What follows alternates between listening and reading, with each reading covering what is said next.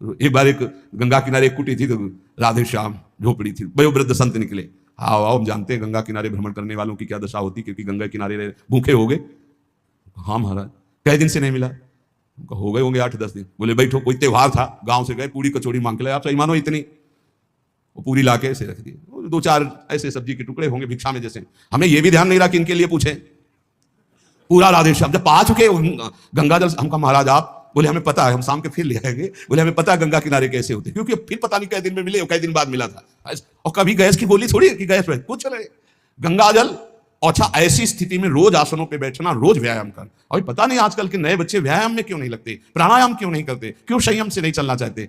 को बोले समय नहीं है। समय आधा घंटा 1 घंटा तो व्यायाम होना चाहिए।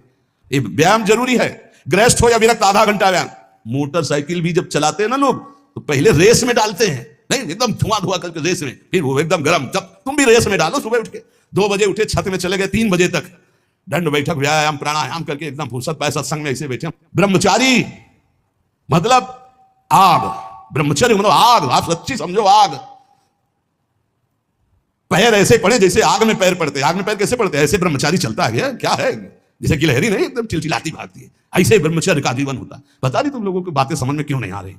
हाँ सच्ची बात कहते हैं। ब्रह्मचर्य में खान पान वाली बात की नहीं कि रबड़ी रसगुल्ला और तब चिकना, वो तो पेट चिकनाएगा, पेट चिकना मिलेगा एकदम।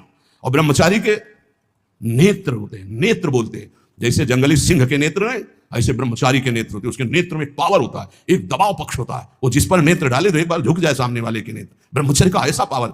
देवलोक सहित समस्त देवता उसे नित्य नमस्कार करते हैं, जो ब्रह्मचारी होता है। जो भिक्षुक वीतराग, शारीरिक और मानसिक ब्रह्मचर्य से परिपक्व, शारीरिक ब्रह्मचर्य और मानसिक ब्रह्मचर्य, मन और 5 ज्ञानेंद्रियों के द्वारा किसी भी विषय का धर्म विरुद्ध भोग नहीं। ये ब्रह्मचर्य धर्म है, ये ध्रुपद है, ये नित्य है, ये शाश्वत है। पूर्व काल में कितने महामुनि इससे सिद्ध हो गए, इसलिए वर्तमान में और भविष्य में भी जो शुद्ध ब्रह्मचर्य का पालन करेगा वो परम पद का अधिकारी होगा। हिंसा, झूठ, चोरी, मैथुन और परिग्रह और रात्रि का भोजन, जो इनको छोड़ देता है वही भिक्षुक सिद्ध होता है। फिर सुन लीजिए, हिंसा मन वचन कर्म से किसी भी जीव की नहीं।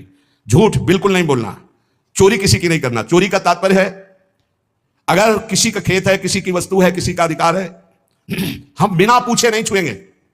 अगर वो दतून भी लेनी है और किसी के दरवाजे पे पेड़ है तो हमें इंतजार करना होगा। अगर पता चल रहा है कि गांव समाज की जमीन है, सरकारी जमीन है, किसी का अधिकार नहीं, तो हम उस वृक्ष से भिक्षा मांगेंगे, हमें एक दतून दे दीजिए।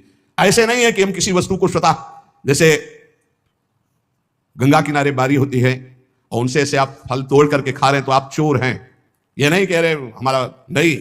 किसी की कोई भी वस्तु बिना भिक्षा किए नहीं लेना है। आगे है मैथुन का पूर्ण त्यागी वीतराग परमहंस, बैरागी, किसी भी तरह के अष्ट मैथुनों में से एक भी नहीं।